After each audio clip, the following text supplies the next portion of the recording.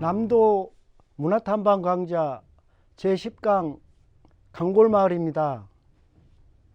강골마을은 전통마을로서 보성 등량면 오봉리에 있습니다. 광주이시 집성촌으로 현재 약 30호가 거주하고 있습니다.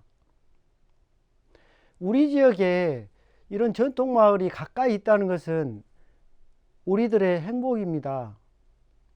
당초에는 바닷가 마을이었으나 일제강점기 시절에 간척사업을 해서 지금은 농촌마을이 되었습니다. 등량이란 말은 임진왜란 때 비봉리 선소마을 앞섬 등량도에서 식량을 조달하여 왜군을 무찔렀다 해서 유래를 했습니다.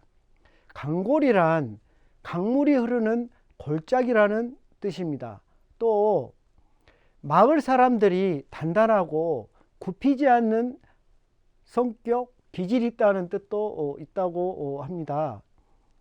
그 마을 안에는 이용욱 가옥, 이식내 가옥, 이금제 가옥, 열화정이 중요 민속 문화재로 정해져 있습니다. 중요 민속 문화재라는 것은 국가문화재인데요. 앞에 중요가 들어가면 국가문화재라고 했습니다. 최근 대표적인 출신 인물로는 이용훈 전 대법원장, 이중재 전 의원, 이종구 전 의원이 있습니다. 어쨌든 이곳도 명당으로서 굉장히 주목을 받는 곳입니다. 특히 이식내 가옥은 전국에서 가장 큰 초가집으로 알려졌습니다. 이 집은 장독대에 큰 대문이 있어서 답사자들을 당황하게 하는데요. 굉장히 큰 특징이죠. 곡식 창고는 또 기와집입니다. 이용욱 가옥은 정명산 오봉산이 화의 기운이 많아서 대문 앞에 큰 연못을 만들었다고 하죠. 우리가 연지, 이제 물론 요즘은 연못이라고 하는데요. 중앙의 섬은 삼신선산 중에 복례산이라고 제가 누차 얘기를 했습니다.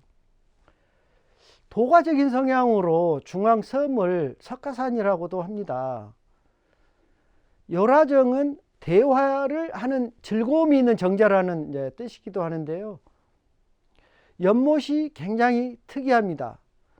그래서 이따 탐방을 해서 한번 보시겠는데요. 기역자로 꺾인 부분이 굉장히 특이해서 제가 유심히 살펴봤습니다. 또 마을 공동 우물은 소리샘이라고 하여 이용욱 가옥과 통하게 30cm 구멍을 소통 창구의 역할을 했다고 하죠.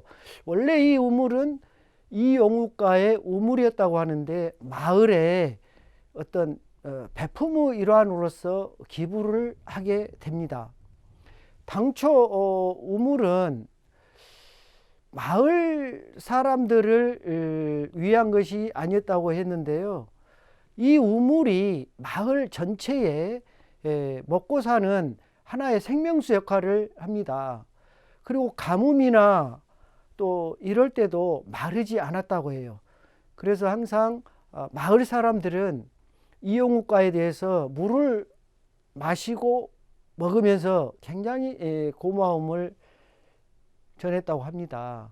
자, 또 마을에 별신굿이라고 하는 굿을 하는데요. 이것은 마을의 안녕과 풍요를 비는 굿입니다. 또 그와 반대로 식힘굿이라고 하는데요. 우리가 식힘굿은 이제 많이 이제 들어보셨을 거예요. 식힘굿이라는 것은 내 집의 안녕과 풍요, 다산 이것을 위해서 굿을 하는 거죠. 그래서 옛날에는 샤머니즘, 애니미즘, 토테미즘이 성할 때는 샤먼이라는 무당이 신과 인간의 중재 역할을 했다는 거죠. 그래서 생사여탈권이 하늘에 있다고 느꼈고 또 우리 사람들은 하늘에 순응하며 살아야 되겠다는 그런 마음가짐을 가짐으로써 굉장히 겸손해질 수 있었다는 것. 예, 이것이 굉장히 큰 의미가 있겠습니다.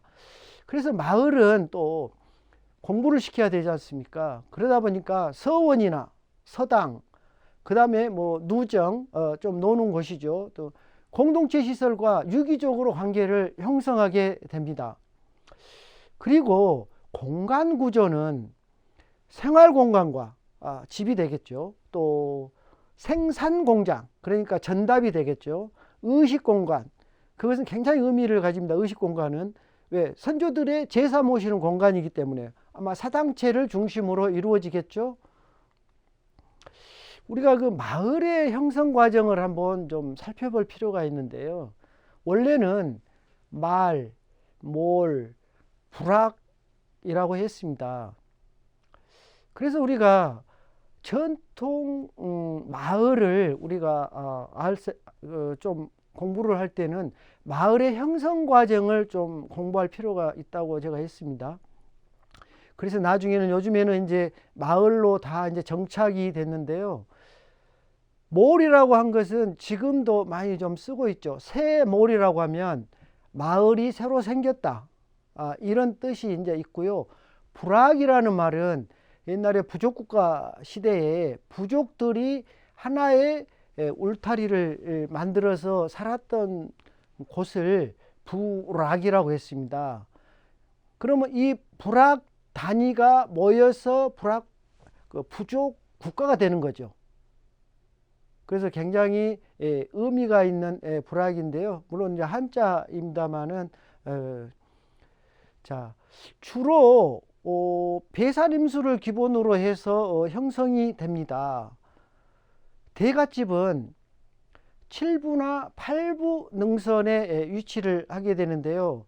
마을을 전체적인 하나의 키로 얘기를 한다면 7부나 8부 능선의 부잣집이 형성이 되는데요. 보통 부잣집이라고 하는 것은 낙향을 한 사람이나 옛날 큰 벼슬을 해서 시급으로 받은 사람들이 와서 터를 잡죠.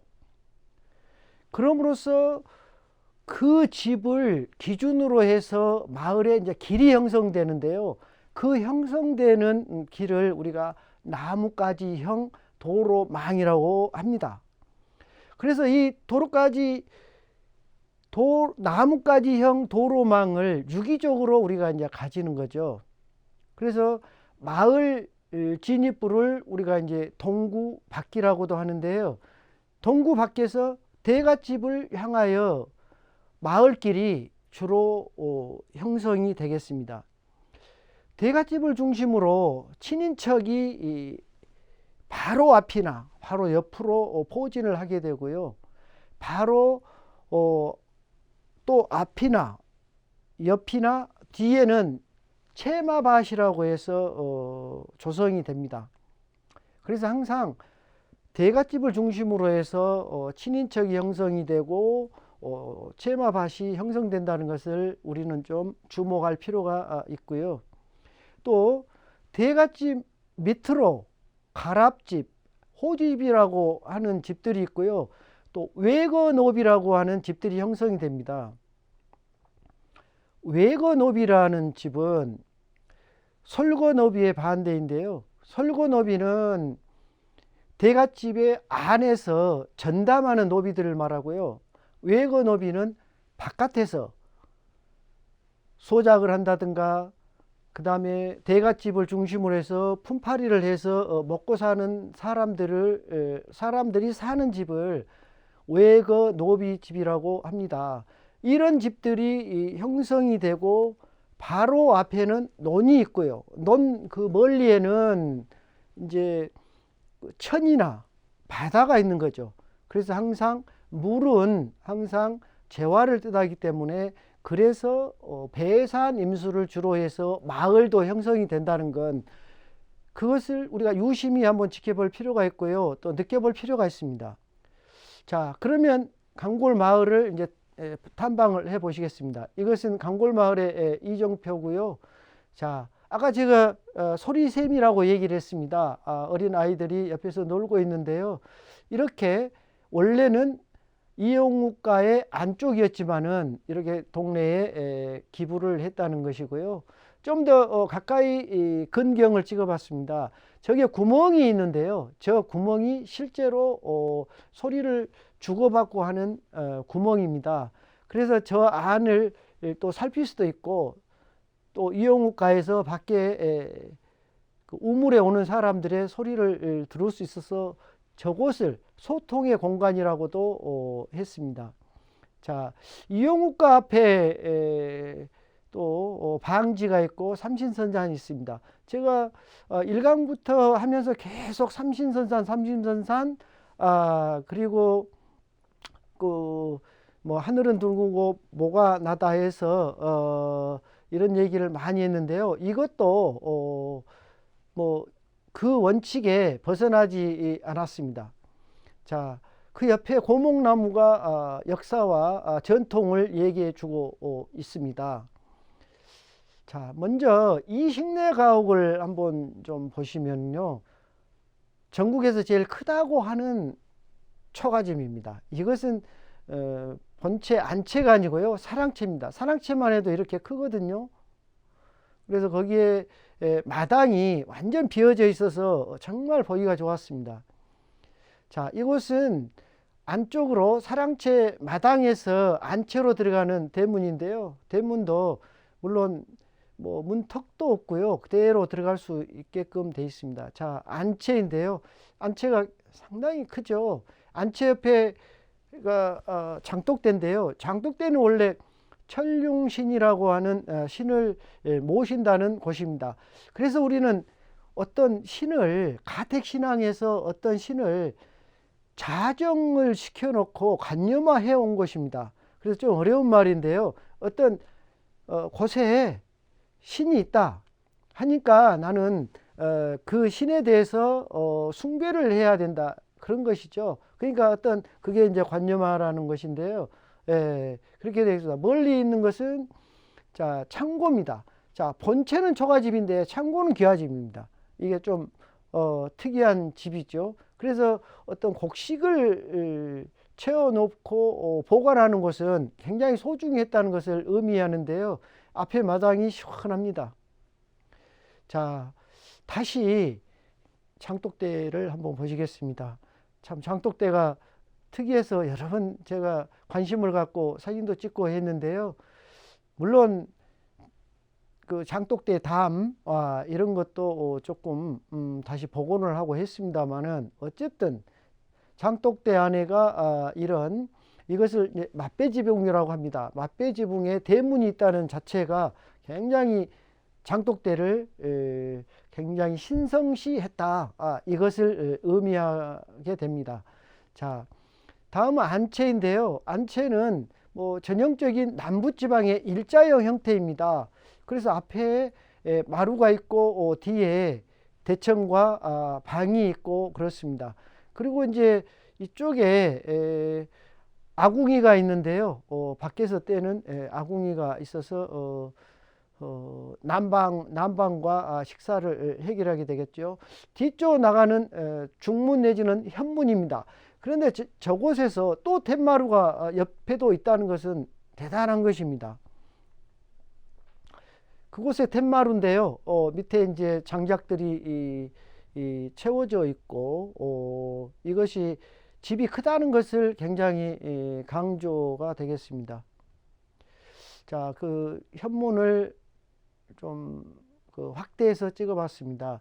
자, 뒤쪽에 후원이라고 하는데요. 후원과 담장, 담장도 상당히 높죠. 뒤에 대나무 밭이 있고요. 그 다음에 이제 자연석을 써서, 그랭이 수법을 써서 이렇게 했다는 것. 많이 그 보수를 했는데요. 저게 까맣게 돼 있는 것이 태포입니다. 태포가 굉장히 큰 역할을 하고요. 구조적으로. 그래도 항상 태포를 그대로 쓰지 않고 가공해서 아름답게 했다는 것이 굉장히 중요합니다. 그리고 그 아래는 마루가 되겠습니다. 그리고 저런 마루는 밖으로 튀어나오는 마루는 쪽마루라고 합니다. 그래서 쪽마루는 굉장히 좁죠. 그래서 이제 걸터 앉을 수 있는데요. 저런 마루를 쪽마루라고 하겠습니다. 자, 굴뚝도 저게 와적 굴뚝입니다. 기와를 얹혀서 쌌다는 그런 굴뚝이고요. 그 뒤쪽으로 보면 널판지로 벽이 되어 있는데요. 보통 널판지로 되어 있으면 대청이나 창고로 보시면 됩니다. 그리고 그 창고 아래는 바람이 통하게끔 그렇게 되어 있다는 것이죠. 통풍을 중요시하고요. 이쪽은 현관 부분 화장실이 되겠습니다. 자, 그러면 다시 이제 이용욱가로 이제 가 보시겠습니다. 자, 이용욱가의 그 전통적인 소술산문인데요. 소술산문 앞에 우리가 항상 홍살문에서 쓴 그런 것이 돼 있고요. 뒤에 상량문인데요. 언제 어떻게 됐다는 것이 이제 보수가 이렇게 돼 있었습니다. 그리고 정면에서 본 이용욱가의 집입니다. 그래서 보시면 자, 옥한 집이 되겠습니다. 항상 홀수를 제가 쓴다고 했는데요. 홀수집으로 해서 옥한이 되겠습니다. 옆에 이제 그 사랑채가 있고 뒤에 안채가 뒤로 보이게 되겠습니다. 사랑채 앞에 가지런한 섬돌이랄지 자연석 주초석이랄지 이런 게 아주 보기 좋습니다. 자, 이것도 우물마루라고 합니다. 우물마루라고 하는 것은 하나의 형식인데요. 툇마루 자체를 우물마루로 했다는 것이고요. 위쪽에 석가래와 편액과 도리와 이런 것이 잘 어우러져서 멋진 형태를 이루고 있습니다. 자, 계단도 보시면 세 단으로 했습니다. 그래서 항상 홀수 계단을 쓴다고 했고요. 옆에 보조석이 있기는 있습니다. 자, 명당에는 항상 명당수가 제가 있다고 했는데요. 옆에 우물이 있고요. 저 안채에서 우물을 쓸 수 있게끔 유기적으로 이렇게 되어 있습니다. 그러니까 앞쪽에 장독대, 그 다음에 우물, 안채 이렇게 되시겠습니다. 자, 앞에서 본 집입니다. 뒤에 대나무밭이 참 어울립니다. 자, 다시 툇마루를 찍었는데요. 앞에 그 이제 돌을 섬돌이라고 하는데 섬돌을 저는 자연석으로 다듬지 않고 그대로 썼다는 것입니다. 자, 위에 다락이 있습니다. 다락도 살창으로 해서 환기와 채광이 잘 되게 했고요. 부엌이라는 걸 알 수 있어서 판장문으로 썼습니다. 자, 판장문을 열어놓은 부엌입니다. 자, 살창입니다. 그래서 환기가 되고 채광이 되게끔 한 살창인데요. 다시 툇마루입니다.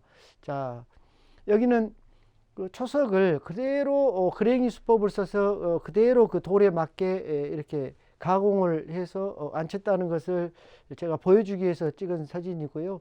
자, 여기에 또 이제 툇마루가 있으면 그 끝에 고구상마루라고 하는 마루를 높게 설치를 했습니다. 그래서 저것은 루마루 역할을 합니다.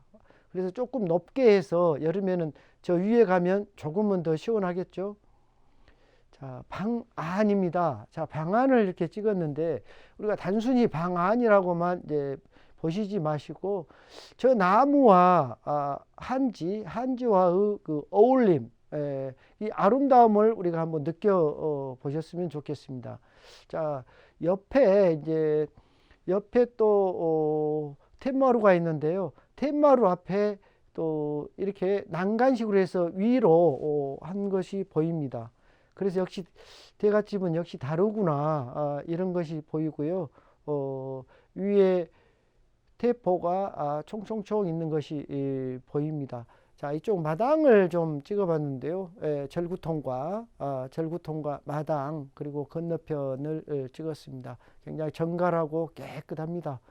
자, 그 옆에 보조적으로 있는 장독대입니다. 자, 이것은 나비장이라고 하는 그 이음의 방식인데요. 그래서 우리가 90도로 만나는 것은 맞춤이라고 제가 했고요. 자, 이렇게 이은 것은 이음이라고 했습니다. 그래서 그대로 이렇게 수직으로 하는 것을 이음, 90도로 만나는 것은 맞춤, 그 다음에 45도로 이제 파서 맞춘 것은 연기라고 했습니다.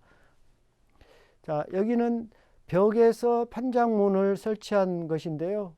정말 보기가 좋습니다. 자, 다음은 열화정이 되겠습니다. 열화정은 즐겁게 얘기하는 정자라는 것입니다. 사실 우리 보성 강골 마을에서 열화정이 어떻게 보면 꽃이나 마찬가지입니다. 물론 이식내 가옥, 이용욱 가옥 다 훌륭한 가옥들인데 특히나 열화정에 우리가 관심을 좀 가져볼 필요가 있는데요.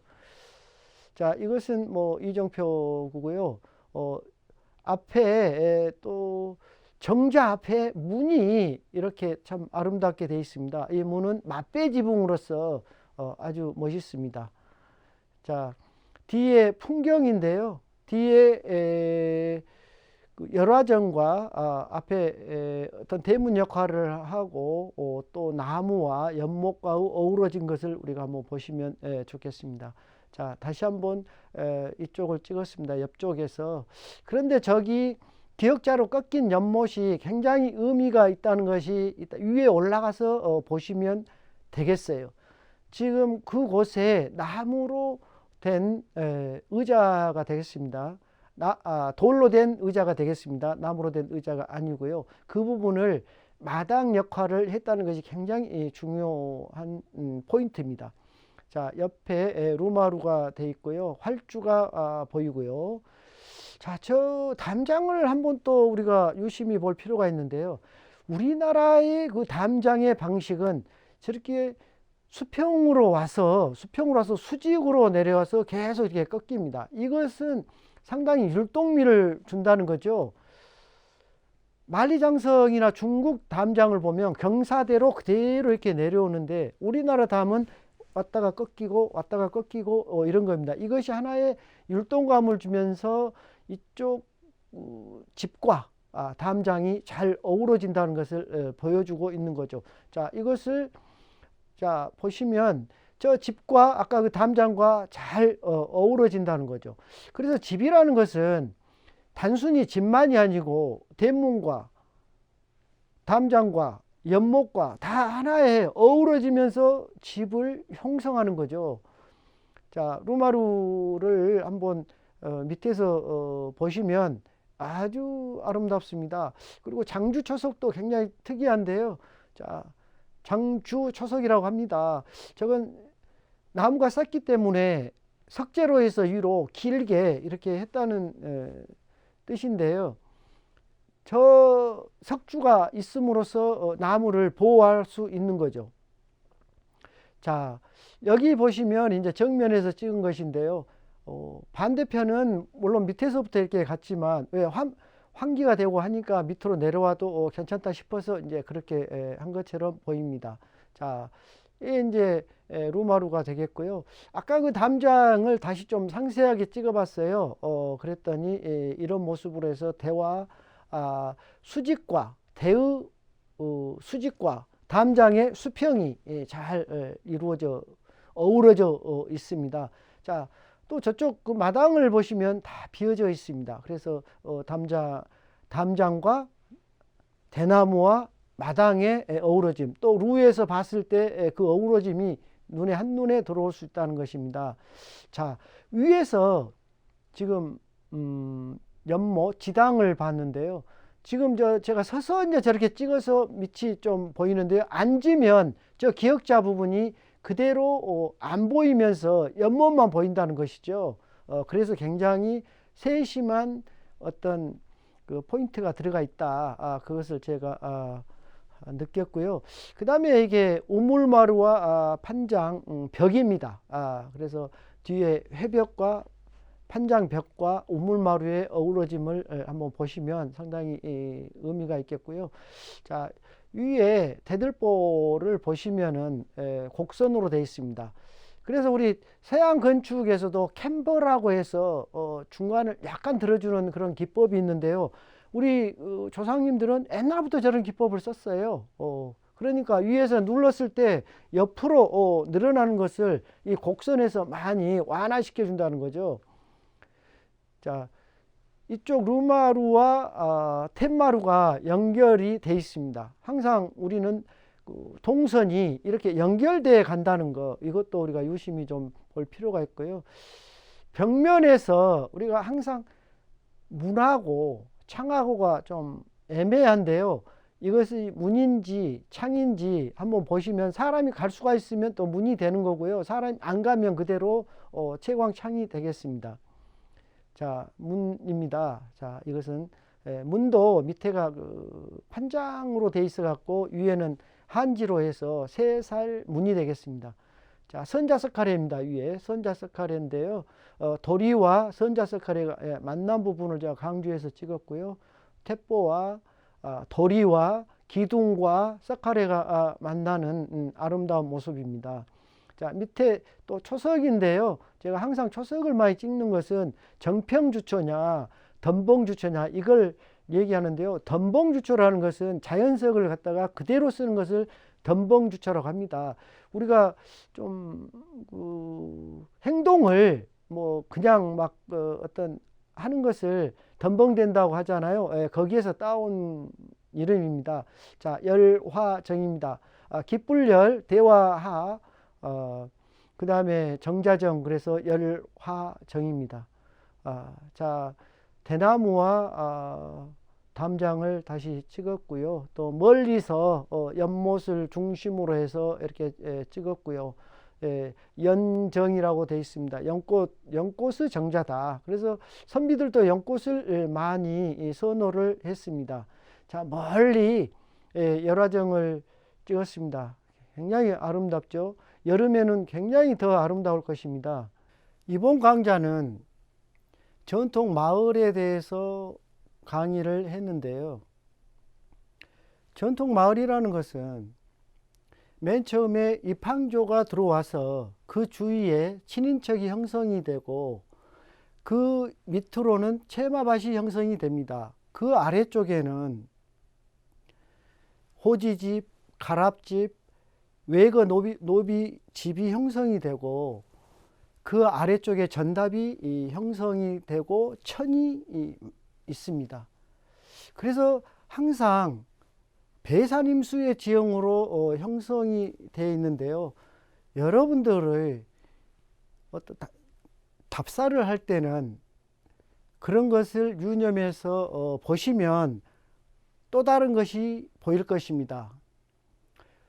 앞으로 많은 공부나 이런 것들을 하게 된다면 마을에 대해서 다시 한번 생각하는 그런 기회로 삼았으면 좋겠고요. 저는 마을을 강의하면서 많은 것을 배웠습니다. 여러분들도 유익한 시간이 되었으면 감사하겠습니다. 감사합니다.